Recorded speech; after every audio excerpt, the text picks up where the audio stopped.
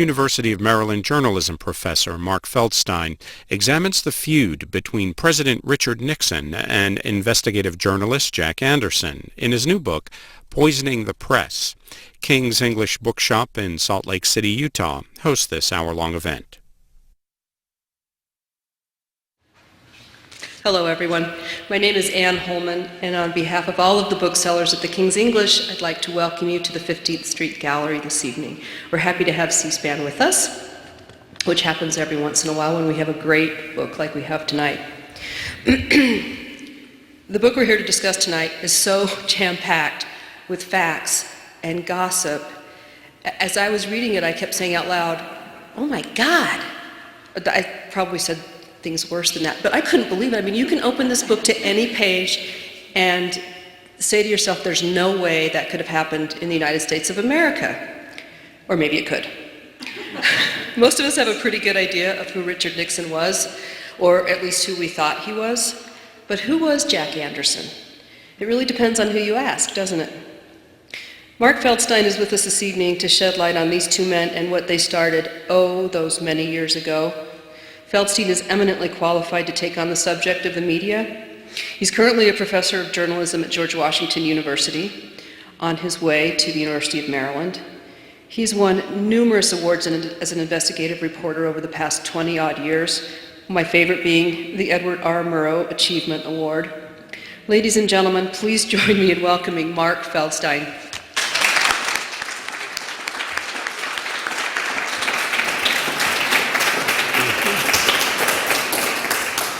Thank you very much, Ann, and it's great to be here, and what a cool bookshop you have here in Salt Lake City, the home of Jack Anderson, who most of our audience has no idea who he was, and most people under the age of 60 have no idea who he was, but he was the most important, most famous journalist who no one's ever heard of today, but maybe that'll change now. The title of my book, Poisoning the Press, Richard Nixon, Jack Anderson, and the Rise of Washington's Scandal Culture. The phrase poisoning the press comes from what literally was a plot, a White House plot to poison a journalist. I know it's hard, but it was. It's one of the most bizarre and least known chapters in American political history, but it really happened. Richard Nixon's White House was so frustrated with columnist Jack Anderson, who was the leading investigative reporter of his day, with so many of his exposés that not only embarrassed the administration, but sent two of Nixon's top advisors, the Attorney General of the United States and the CIA director, ended up pleading guilty for being convicted of crimes, that they actually plotted to kill him. That was the ultimate escalation in a long war that really went back 25 years. But two men whose names you may remember, Gordon Liddy and E. Howard Hunt, met a block from the White House in the Hay Adams Hotel, and they met with a CIA poison expert. And they discussed various ways to poison Anderson in a way that it wouldn't show up in an autopsy in his body. And they did more than just talk about it. They actually acted upon it. They followed Anderson. They tailed him from his office in downtown Washington all the way to his home in Bethesda, Maryland, in the suburbs, to see the route he drove and to see where they could stage an auto crash. Ran into his car from behind so it would flip over, crash, and burn. They then staked out his house, looking for what Howard Hunt called vulnerabilities, where they could break in and poison him in his house. And they wrote up a report for the White House and for the special counsel of the president, Charles Colson, who we all know today as the born-again Christian who advised the Bush White House. But it was called off at the last minute because the burglars were charged with something more important to do. And a few weeks later, they did it. They were arrested at the Watergate Hotel. Had they not been caught, had they not been imprisoned, had the Nixon administration not toppled as a result, Jack Anderson might have died a mysterious death, and nobody but the conspirators themselves would ever have known what happened. So how did we get to that point where a president of the United States or at least his aides, his advisors, his White House, top men, felt that there was the signal from on high to plot this mafia hit, this rub out of a journalistic critic. Well, it really goes back to their 25-year battle that started when Nixon first entered public life. And Anderson dogged him all the way through. The infamous Checkers speech, that maudlin, tearful speech where he invoked his dog Checkers. I don't care what anyone says, we're going to keep her for his daughters. It really went back to an expose that Jack Anderson and his boss dug up about a slush fund Nixon had, and what was really a form of institutionalized bribery. And Nixon kept being pursued by Anderson, who did stories about his mob connections and mob money he got in the 1950s, who did stories about money from Howard Hughes, the billionaire, and favors done in return, who in 1960, on the eve of the election, everybody talks about how 50 years ago the Kennedy-Nixon debates allowed Kennedy to win. Nobody talks about what's in my book, which is how Jack Anderson, in hand in glove with the Kennedys, did a last-minute election eve expose about Nixon's financial scandals that may have been just as pivotal as the presidential debates in the closely fought election. And this dirty trick, it involved a break-in, much like Watergate, came 2 years after Anderson himself was caught bugging in a Washington hotel room. So this bugging and this burglary really stoked Nixon's paranoia, convinced him that he needed dirty tricks like the Democrats had, like his enemy Jack Anderson used, and in many ways helped sow the seeds of what would become the Watergate scandal that brought him down. Ironically, they had very similar childhoods, Nixon and Anderson. They were both Western boys, born just 30 miles apart in California, Southern California, but the Anderson family moved here to Salt Lake City, the outskirts called Cottonwood, and he was raised in a strict Mormon church, the same way Nixon was raised with a strict fundamentalist Quaker orthodoxy. They both had these volatile authoritarian fathers, but they reacted in different ways. Nixon would maneuver and manipulate his father and to avoid angering him. Anderson would defy his father. And this would shape their later psychologies and the way they handled power. Nixon came to the White House with the same kind of manipulative, deceptive approach that he took with his father. Anderson with a hatred for authority and the abuse of power as he saw it.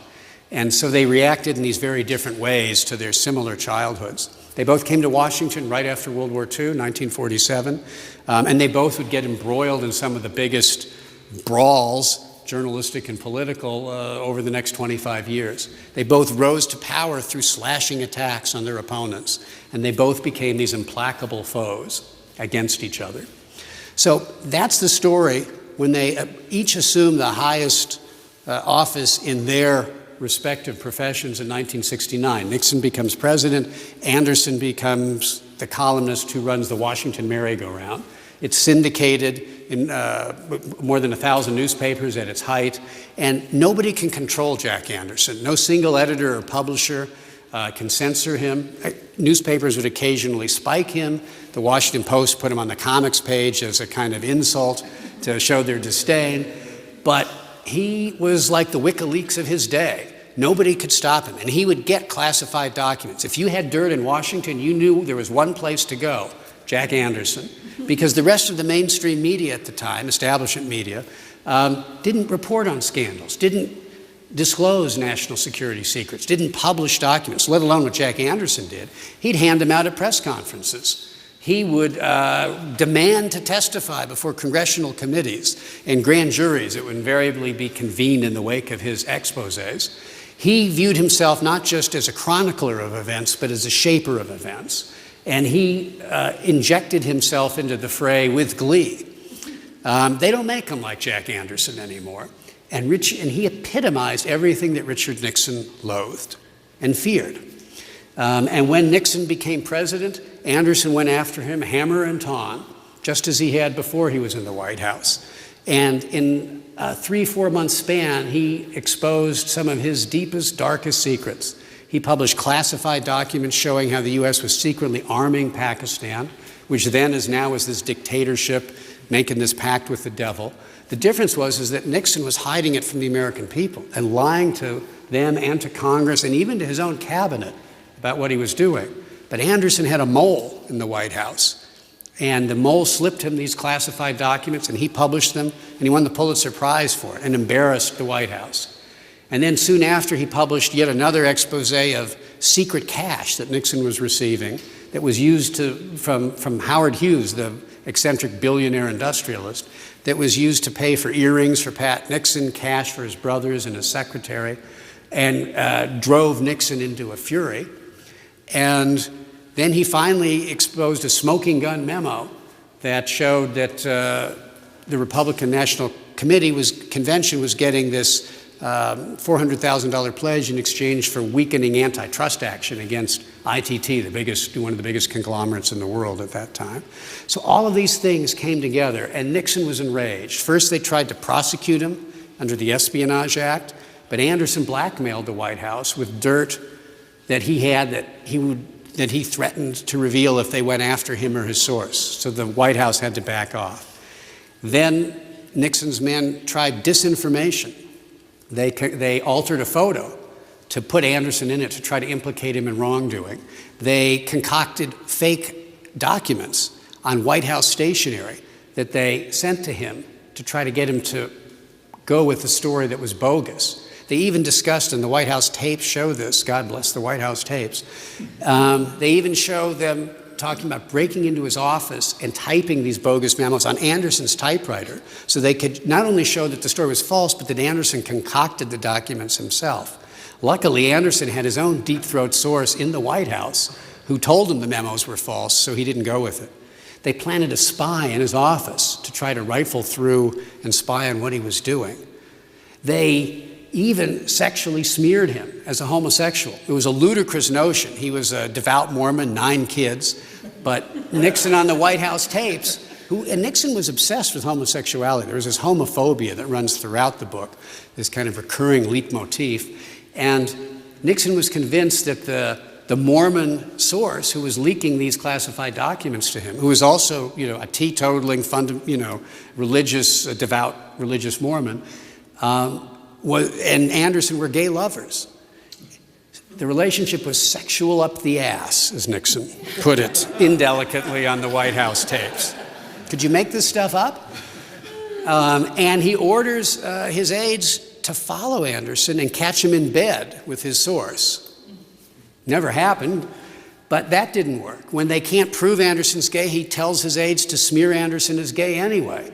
That doesn't work. Nobody falls for it. The Washington Post even does a story about their clumsy efforts to smear Anderson.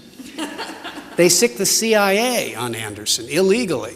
The CIA, by law, is only allowed to spy abroad on foreign spies. Instead, 16 agents round the clock, 24/7, were going after Anderson, spying on his staff, spying on his family.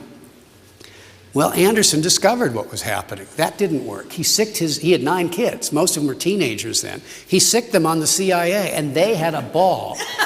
They, came up to the agents. They took their picture. They waved at him. They snuck up from behind and let the air out of their tires. They dressed like their father. They put on a trench coat and a hat, and they jumped into several different automobiles at the same time and screeched off in different directions. So the CIA would think one of them was their father and not know which one to chase. And they got into chase scenes in their suburban Washington home. And Anderson made sport of it all in his column. So finally, in frustration, the Nixon White House turned to this assassination plot.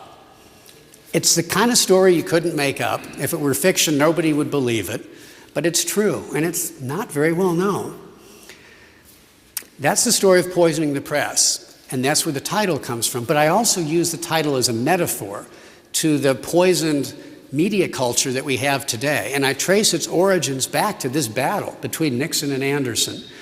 Because even though there were many larger institutional forces that have led to the kind of scandal culture that we have today in Washington, the growth of the media, technology, the internet, cable, 24/7 shout TV, all that craziness, has larger and deeper causes. And so, for that matter, on the political side, the sort of propaganda machine of the White House and the spin control and attack rooms and war rooms that politicians set up to deal with the media, in many ways you can trace it back to Nixon and Anderson and their battle. Nixon, the representative of politicians, Anderson, the representative of the press. And while they were outliers for their time, extreme examples for their time, the techniques they pioneered would really be imitated by both politicians and by journalists. Nixon started the White House modern propaganda machine, the line of the day message that all administrations, all White Houses now use from Nixon on to Obama. And the attack, the war room, as Nixon put it, the attack machine is that all campaigns use now to slap down the press. And the press, meanwhile, which had once disdained Jack Anderson's technique, which include, rifling through garbage and eavesdropping and, all that stuff, would start to imitate it in this tabloid culture that sort of we all know today and has spun so out of control. So this story of bribery and blackmail, burglary and bugging, forgery, sexual smears, assassination plots, really wasn't just a bizarre tale of the past. It's something that really left its mark for today. And in many ways, what we have today in the modern scandal culture is really Richard Nixon's ultimate revenge on all of us. It was his idea, Fox News. He didn't call it Fox News, but the idea of a fourth conservative news network, because he planted the idea of liberal media bias. That he was the first one to really talk about that. And Fox News was his idea. He went to Howard Hughes to fund it, and it didn't happen for a generation until his television guru, Roger Ailes, made it happen. Dick Cheney got his start with Richard Nixon. Donald Rumsfeld got to start with Richard Nixon. Karl Rove. All these modern players and all that they brought, good or ill, I tend to think more for ill, started with Richard Nixon. And it started with Jack Anderson and their battle. So that's what my book's about. I've talked long enough. I'd love to hear your questions and see if I can answer them. If you can please just go on up to the mic, and I'll do my best. Thank you for listening. I hope you enjoy the book. There's a lot of good dirt in there, a lot of sexual gossip, J. Edgar Hoover, and please come on over to the microphone so C-SPAN can get you. J. Edgar Hoover, he rifled through Hoover's trash. And Hoover called him a vulture and a jackal and a skunk and a rat, animal imagery. So please. Yes, my name's Clark Layton. I live here in the Valley, and I had the pleasure of living with the Andersons in Bethesda, Maryland for one summer, and subsequently maintained a relationship over the years. And most of what you said so far is right on. And, I mean, it's really, that's the way it was. I was cautioned about certain things in the household with respect to the siege that was underway upon them and the way to handle telephone calls and, watch for mysterious cars. And their defense was their children and the big family, and they invited all kinds of people in and out of the home. It was like a hotel. And they figured the more people are coming, going, friends and family on that basis, the less security issues they were going to have. So that's very true. The question I have is, it's not clear to me now if Jack Anderson ever met Richard Nixon personally, had any personal exchanges with him. And so if you have background on that, I'd be most curious to hear about it. And I write about it. It's a good question. It's a short answer, though. I write about it in my book. They had only a handful of encounters. And that was because Nixon didn't like the press. Unlike JFK and other politicians who enjoyed reporters' company, Nixon disdained even the ones who were on his side. And Anderson understandably didn't like to spend much time with his prey. And that's what Nixon was for him, prey. So the last time they saw each other was at the funeral of Willard Marriott, the hotel magnate. And Jack Anderson was an usher at the funeral, and Nixon saw him and when he saw, growled. Because here was Anderson, who was his, number one enemy. He was the top of Nixon's enemies list.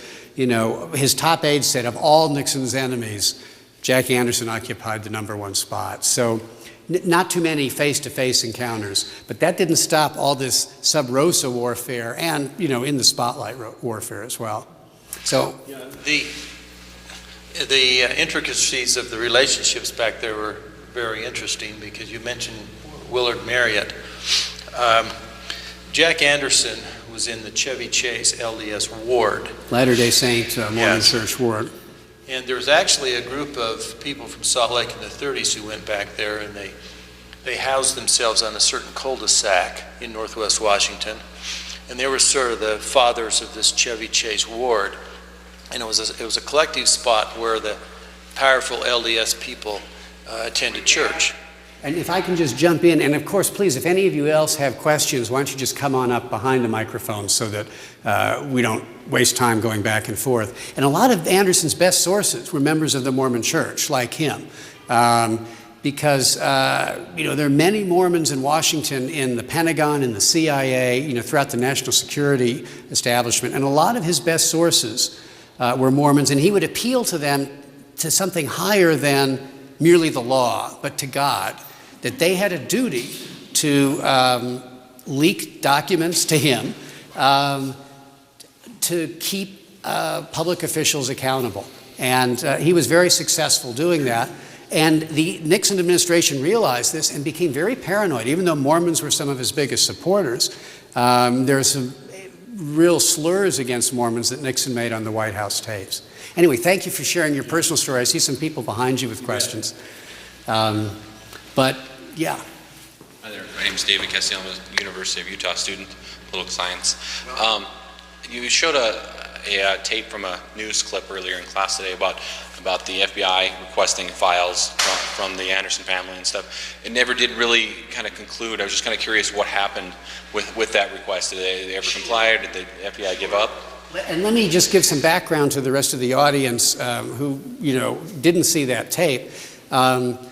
A few weeks after Jack Anderson died, in early 2006, the FBI contacted first his widow, and then me and some other scholars to try to seize the archives that Jack Anderson had donated to my university.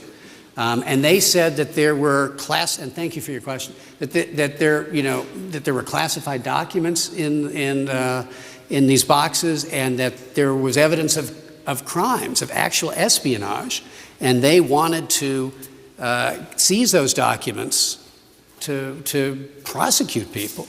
Well, this was really unheard of, for the government to go rifle through the files and reporter's notes of a dead journalist.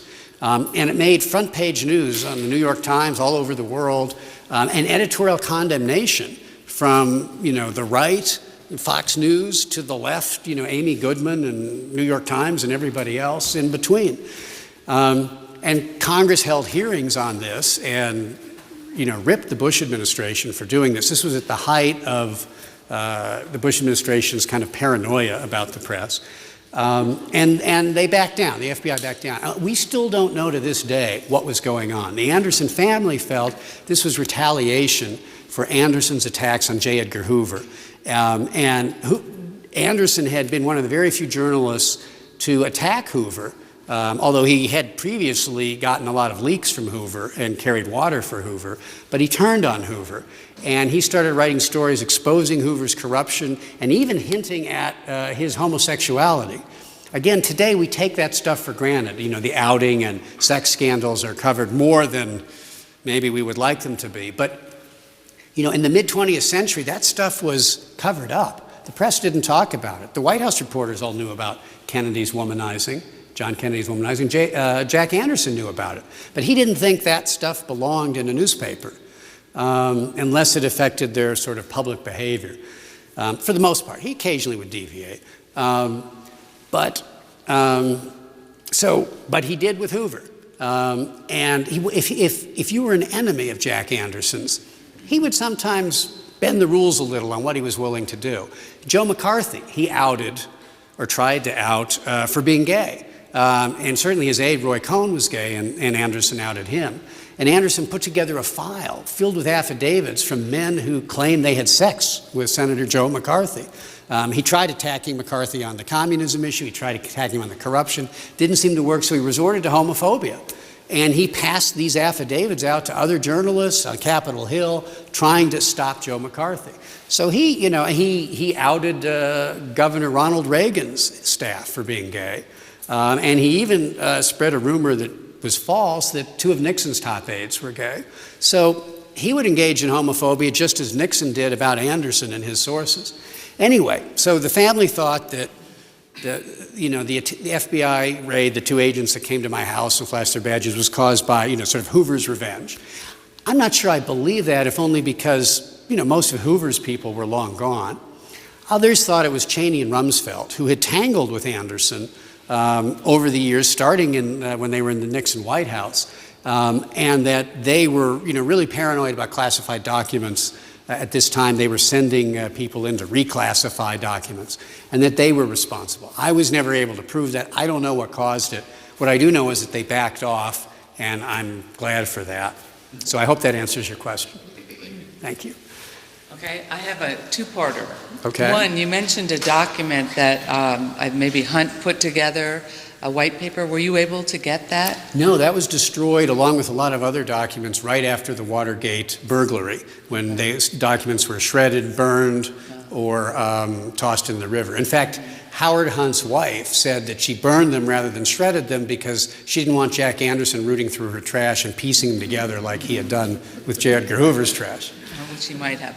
And the second part was, I don't connect Jack Anderson with Watergate. He didn't seem to be that big of an influence at that time when, that's sort of the rise of investigative journalism.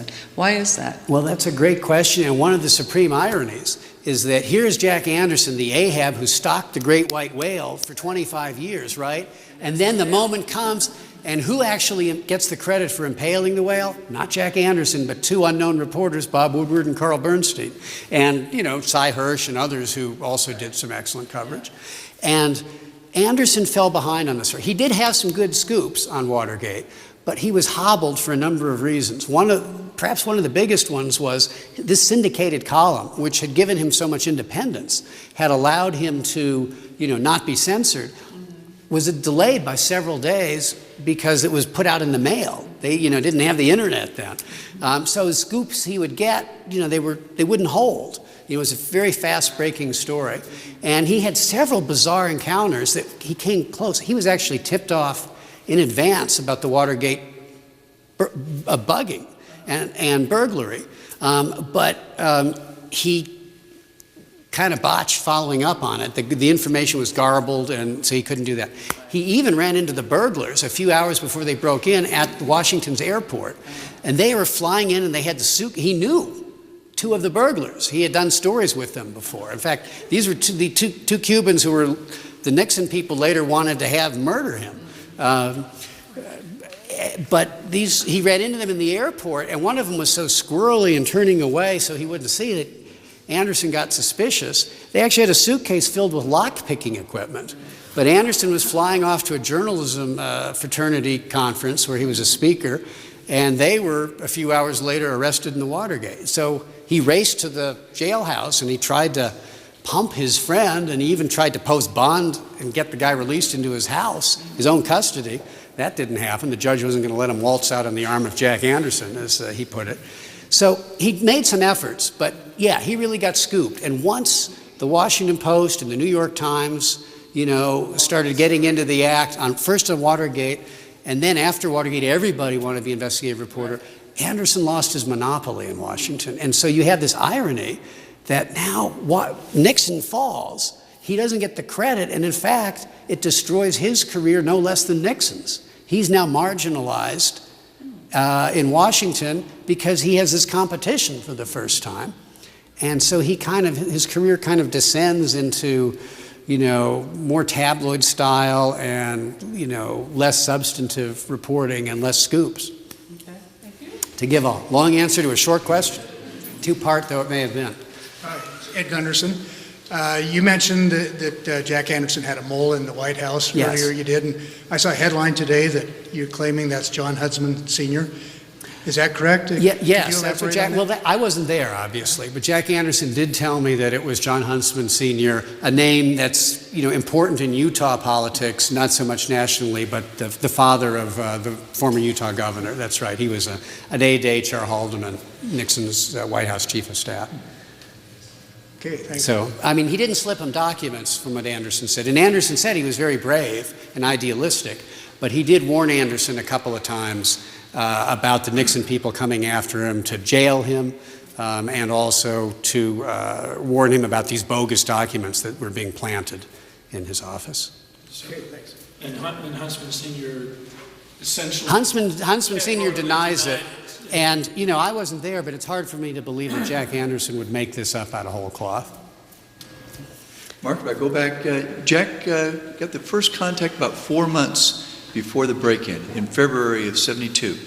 And he looked into it, but he couldn't get enough information to pursue it. That's right. And because you've written a doctoral dissertation and master's thesis on this topic. Yeah. And that night at the airport, Washington National, Frank Sturgis. That's right. He knows Frank Sturgis. And he made a mental note to get back in touch with Sturgis. So he's in Cleveland the next day when he reads about the break-in. And that's right. And Tim is being modest. He was a graduate student when he was working on this, and the Nixon people, the Nixon White House, seized on the fact that Anderson knew about it in advance and ran into the burglars ahead of time to plant this disinformation with Republicans that Jack Anderson was actually behind the Watergate break-in. Now, it sounds ludicrous today, but it was believable back then because Anderson had this history of bugging. And people would believe then that Anderson was capable of almost anything. And one of the things I found was that Fred Thompson, later the senator and presidential candidate, who was then a counsel to the Republicans on Watergate committee, made much of the fact that Jack Anderson couldn't find his notes about how he was tipped off. And in fact, he did have his notes. Tim Chambliss, you found them back in the 200 boxes that he donated of archives. But anybody who worked with Jack Anderson would have known that he misplaced his notes all the time. His office was a mess. But this conspiracy theory, you can hear the White House tapes, Haldeman and Nixon talking about how they're going to blame it all on Jack Anderson. And that obviously didn't work, but they tried that too. That's right. Jack said that his most important story in 50 years of covering stories in the nation's capital was Watergate. Well, as Watergate defined as the battle with Richard Nixon, which went back 25 years, I would agree. Although he also broke some other huge stories of his day. He did. The CIA and the Mafia plotting to kill Castro. That was Jack Anderson who broke that story. But just focusing upon the break-in of June 17, 72 to the end of 1974, he wrote 418 columns. There was a column coming out every day. 418 columns were dedicated to Watergate coverage. Yeah, he was pounding away. Yes, he was. But he wasn't having the influence that Woodward and Bernstein were. Yeah. Woodward and Bernstein were single.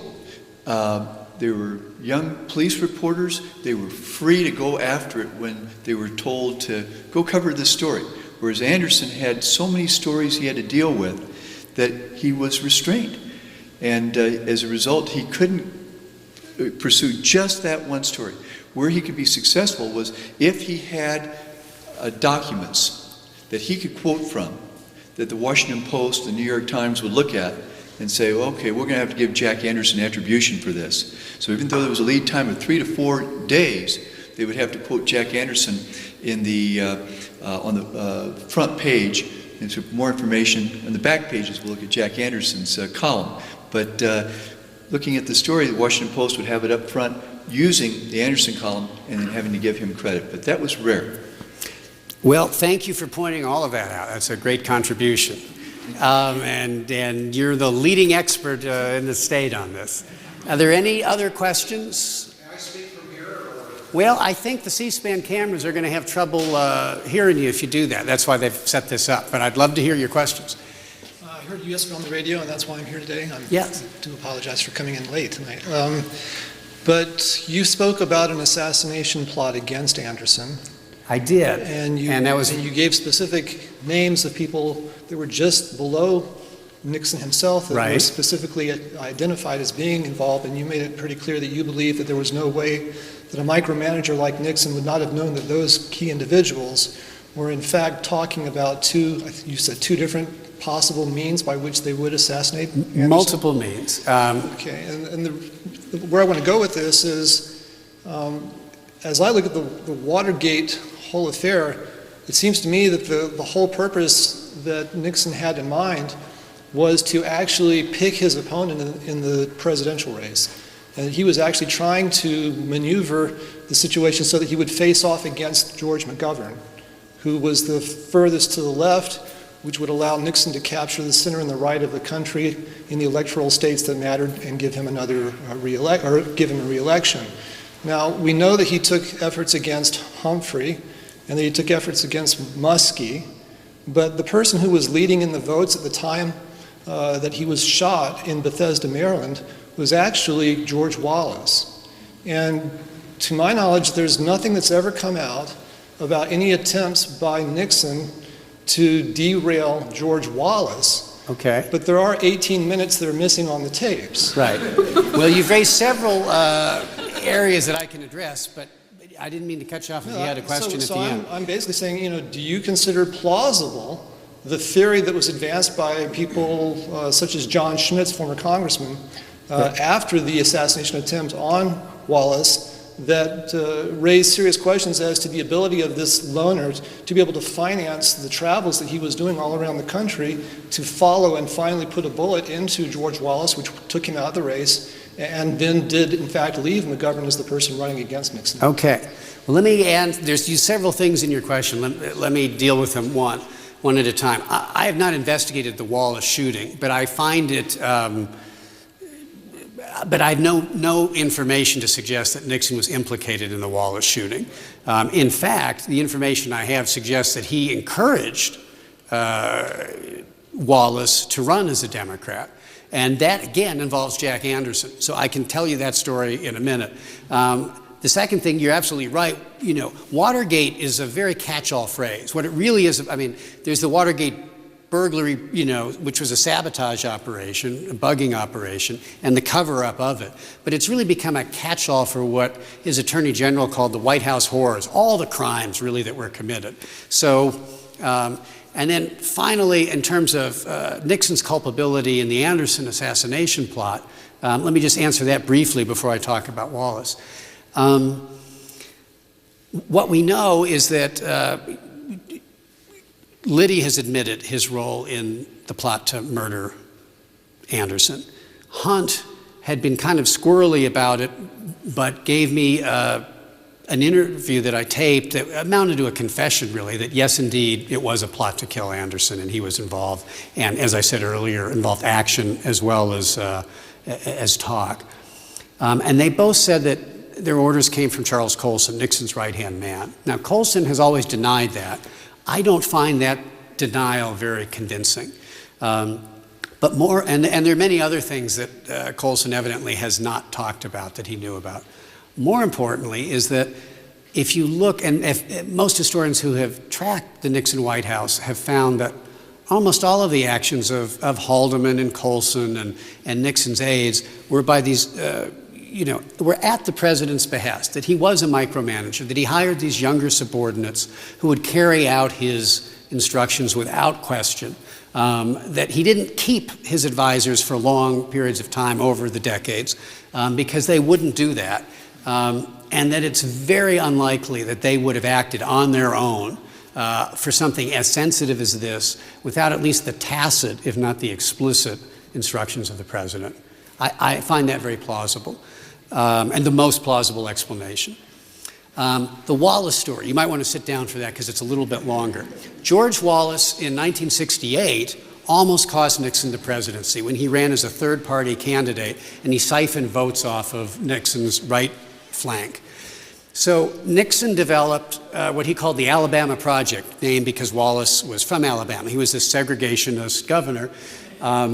And the whole purpose of the Alabama Project was to neutralize George Wallace, to keep him from costing Nixon re-election in 72. He posed the single greatest threat of anyone. So, based on some exposés that Jack Anderson had begun, suggesting that Wallace was a crook, essentially,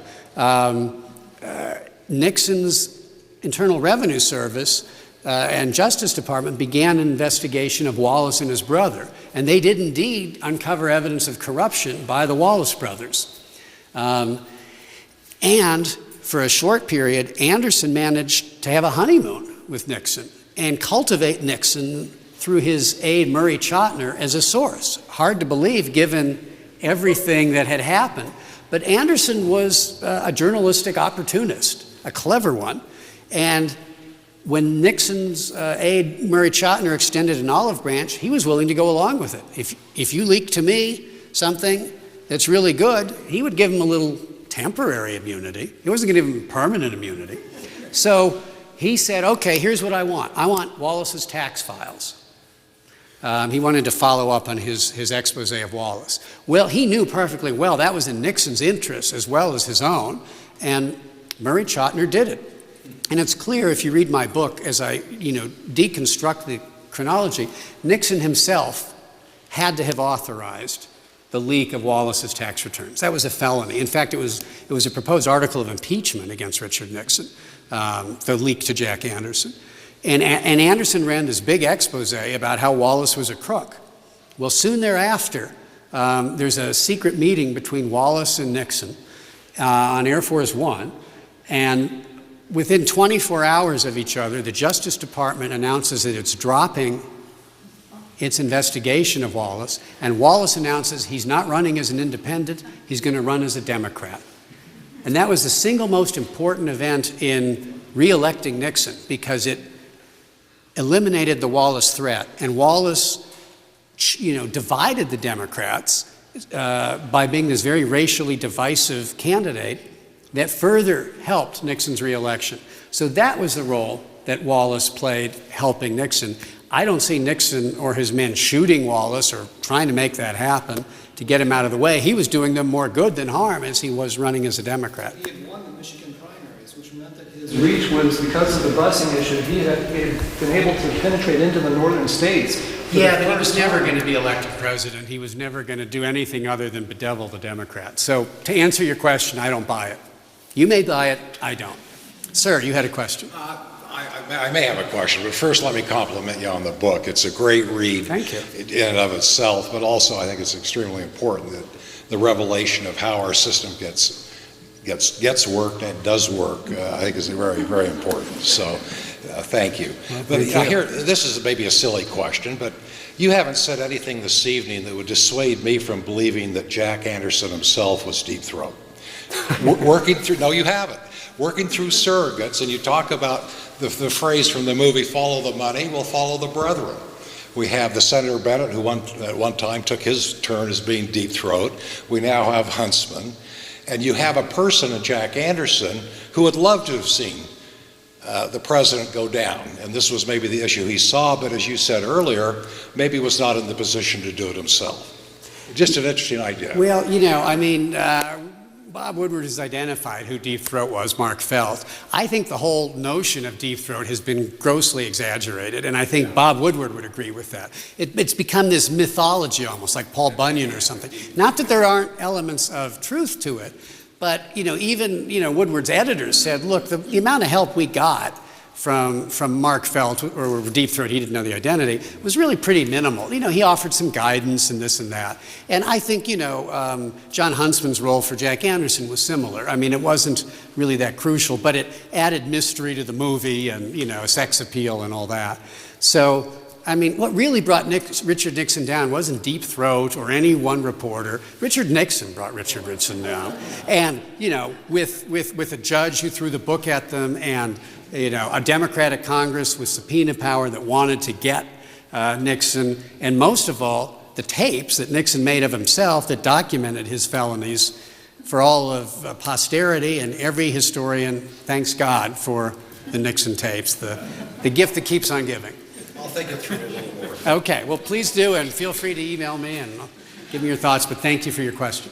Ken Parkinson, What role do you think that the religion of Richard Nixon played in his life and the religion of Jack Anderson played in his life? That is a great question, and I think it was huge. Richard Nixon was raised as a very devoted Quaker, but it wasn't the kind of classical Quakerism that we think about of pacifism, progressivism, Pennsylvania, Eastern Quakerism. It was a more revivalist, evangelical strain. He went to church tent meetings. He devoted himself to Christ, and it was a more conservative doctrine. But I think the effect it had was it gave him a strong sense of righteousness, a self-righteousness, and it made him very difficult for him to admit that he made a mistake or he was wrong. In fact, one of his advisors said that he would bleed and die before he would ever admit that he made a mistake to Jack Anderson. That's how much he couldn't admit wrongdoing, how much he had to be perfect. And I think a lot of that harkens back to his, religious upbringing. Anderson, even more, I think his religion affected his work. I mean, as a devout Mormon, he truly believed, as a matter of theology, that the Constitution, including the First Amendment, was divinely inspired, that he was here on earth doing God's will. It was a noble calling, and that his job to root out corruption, expose and oppose wrongdoing was his purpose on earth, and that he answered to a higher authority than merely the law. And it was reflected in his column with this kind of black and white worldview, absolutist worldview of the world. And so I think it's hard to overestimate the role that played. He didn't care the way the rest of the Washington Beltway crowd did, the Washington Press Corps, what they thought of him, if he was invited to the Gridiron Club or not. He cared what they thought about of him in his ward, his Mormon ward that he belonged to, his church. That's what he cared about. And that gave him an independence and a freedom that most of Washington's Beltway, Georgetown, elite crowd in journalism never had. So I hope that answers. Can I ask another question? Sure, please. What role did Jack Anderson play while LBJ was the president? Anderson didn't play much of a role when LBJ was president. He didn't have many dealings with LBJ. But his boss, Drew Pearson, was very close to LBJ and actually kind of was co-opted by LBJ for the only time really in his career by a president. It was at the end of his life. He was mellowing. He'd always been on the outside. He wanted to be taken in. LBJ made Pearson feel important and special and stroked his ego and invited him to the residence. And then LBJ used Pearson to plant dirty stories about his opponents. One that LBJ leaked to Pearson and Anderson was about Bobby Kennedy, his enemy. And he got the FBI to give Jack Anderson, through J. Edgar Hoover, documents showing that Bobby Kennedy had signed off on the order to wiretap Martin Luther King. And they did this as a last-minute election eve stink bomb when Robert Kennedy was running against the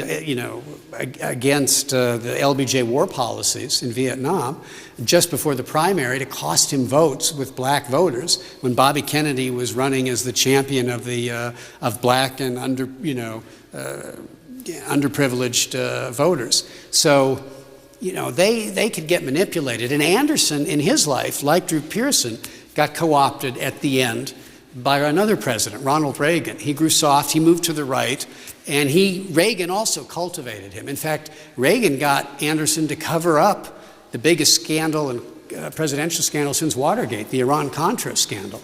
Anderson found out about it, but he suppressed it because Reagan asked him to. And so, like his mentor, Drew Pearson, he grew soft at the end. And in many ways, muckraking is a young person's game. You have to have the righteousness of youth to be willing to, crack heads the way these muckrakers did. And as these men mellowed, they were much less willing to do it. One question I've frequently been asked is there anybody like Jack Anderson today? And there really isn't. Part of it is that the media landscape is so decentralized, so fractured, that there's nobody that commands that large an audience.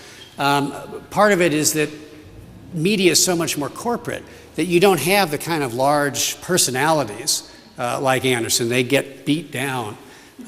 It's possible the internet, WikiLeaks, might turn into something like Jack Anderson that allows kind of unfiltered information a way out.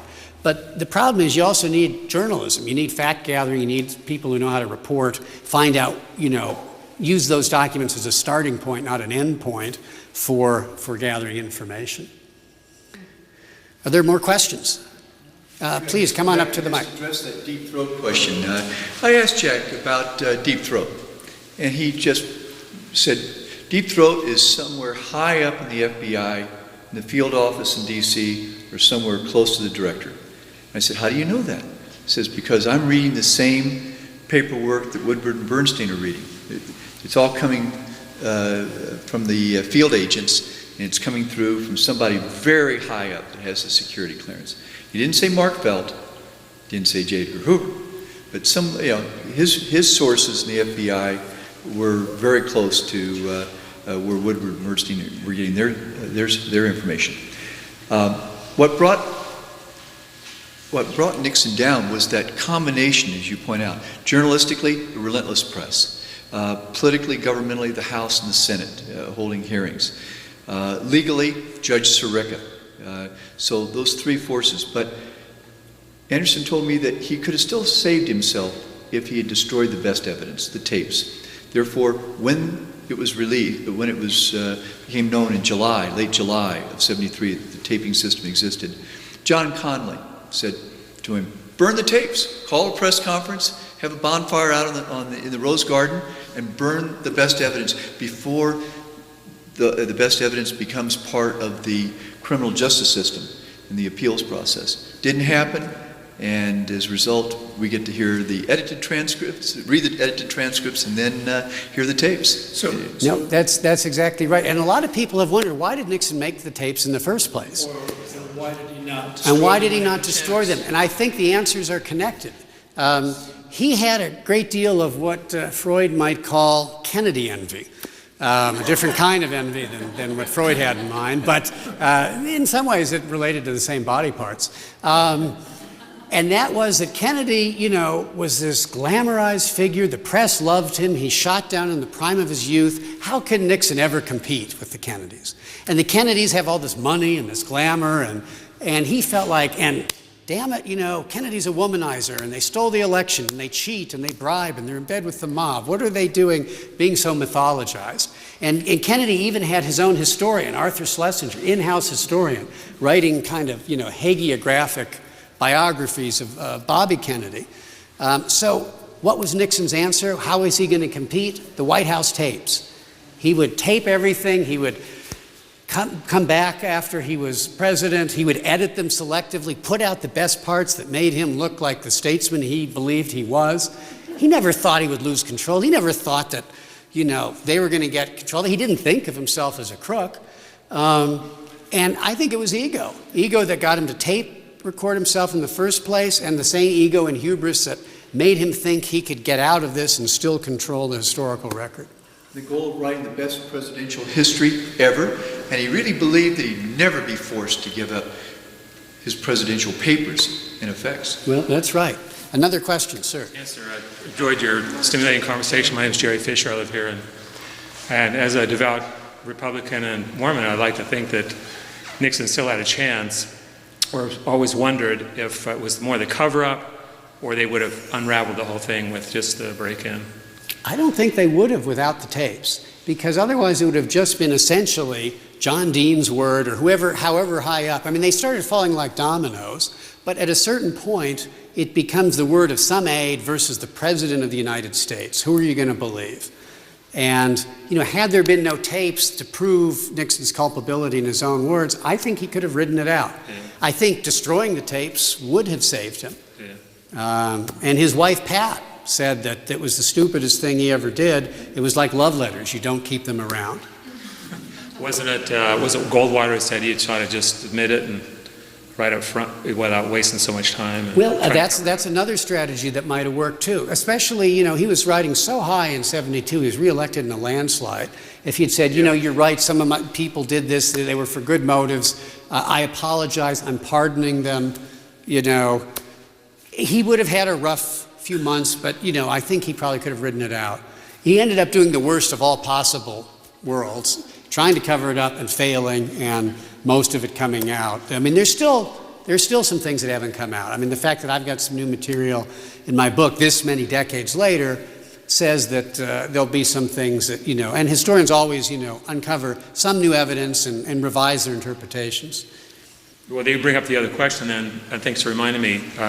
It seemed ironic at the time that he won by a landslide, but he was trying to assure his election.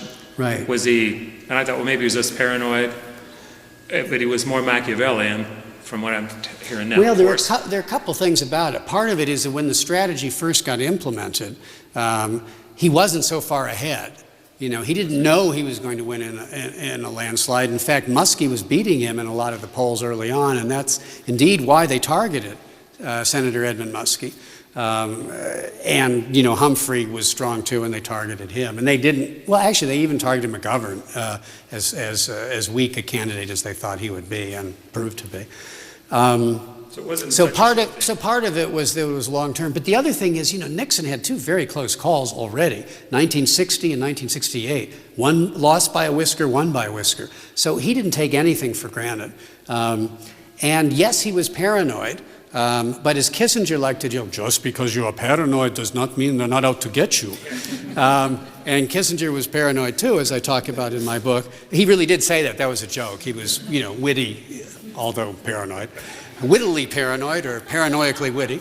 But he had reason to be paranoid. And one of them was, he had been the subject of dirty tricks, with bugging and break-ins. So, there was that too, and he didn't feel like he could leave anything to chance. Yeah, we all have multiple personalities. We all loved him. Jack Anderson actually spoke of Nixon as a split personality, the shy, quiet, private Nixon, who was sensitive and hurt by these attacks, and the public Nixon, the lacerating Nixon, who didn't quite realize that he caused these attacks by the own that he meted out. So thank you for your questions. There's another behind you. Okay, I have to jump in. As the author of a book about Woodward and Bernstein, I can tell you that one of the main reasons why Nixon had the tape system was Lyndon Johnson, who advised him, this is a really easy way to have this documents of your for when you want to write your memoirs. Right, so it wasn't even that calculating. It was just, it made perfect sense. But, Woodward and Bernstein get way too much credit. And as Mark said, things can come out later, but it doesn't matter once the mythology is there, just like with Deep Throat, because, he was a sexy figure. Did he contribute that much? No, but he was a mystery for 35 years, so you can say that name, everyone knows. The real hero, I think, is Alexander Butterfield. He had worked for Nixon. He was one of the 5 people who knew about the taping system. He was the FBI asked him questions, and then he was sent over to the FAA. And it was Alexander Butterfield on, oddly enough, July 13th, 1973, which was a Friday, who testified. And it was asked the question, was there any, we talked about Nixon having a dictaphone, was there anything else? And he said, and he told me this, that he said, if they asked me a fuzzy question, because he was a Republican, I'll give them a fuzzy answer. But if they ask me a direct question, I'm going to give them a direct answer. And once he did that, that was July 13th. By August, 8th, Nixon resigned, and it was because the Supreme Court came down with a 8-zip decision, turned the tapes over. So I think there's no question that without the tapes, Nixon would have gotten off, and that they made all the difference. Sorry to jump into No, I'm glad you did. You made 2 good points, and let me just respond with 2 good points. The taping system, when Johnson first advised Nixon to do this, Nixon was disgusted, and one of his first acts as president was to order the taping system ripped out. But then as he was president for a while and he saw that people said one thing to him and another thing elsewhere, he decided he wanted the taping system partly to protect himself as well as the ego, and he ordered them put in. But here's the difference between Lyndon Johnson's taping system and JFK's and Eisenhower even before that, and even earlier presidents, is the presidents controlled the button of when it went on and when it went off. Nixon did not. Nixon was very inept mechanically. Truly, he was awkward and, and so they installed what was then the latest technology, voice-activated taping. So the result was they taped everything. I mean, if you moved your chair, and it made a sound, the reel started recording. So the result was there were thousands of hours of tapes, and it documented everything, including his crimes. So that was, the problem there. And in fact, the mechanical ineptitude is probably, part of the 18.5-minute gap. There was this gap of 18.5 minutes in the tapes a few days after the Watergate break-in. And the expert analyst said that it was erased 5 different times. This was no accidental erasure. It was obviously deliberate.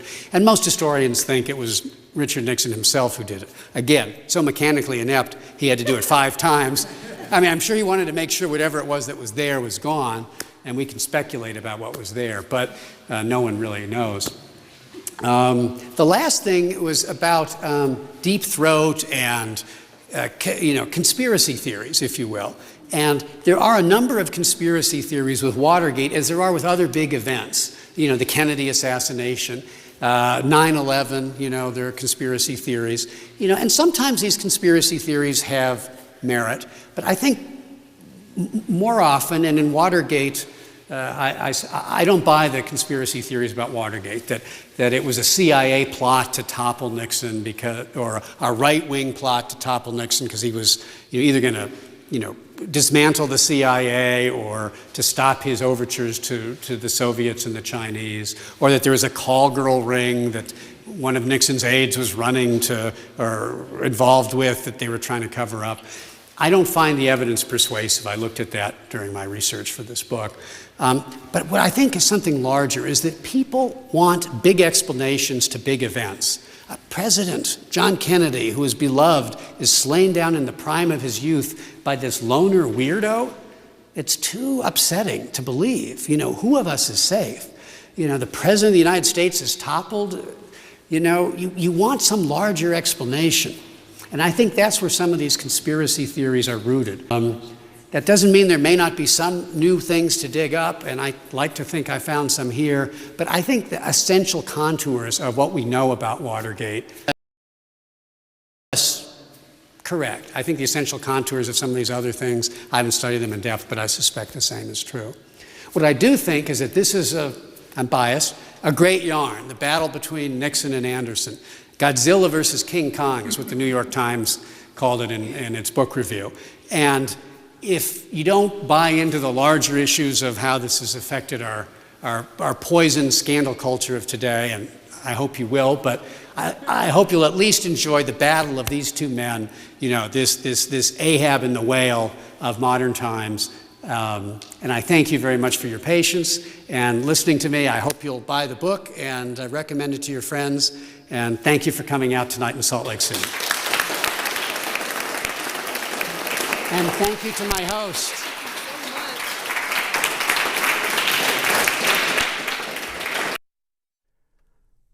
Mark Feldstein is former investigative correspondent for CNN and ABC. He received 2 George Foster Peabody Awards.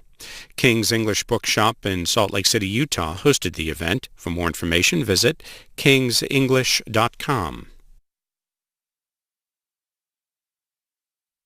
Every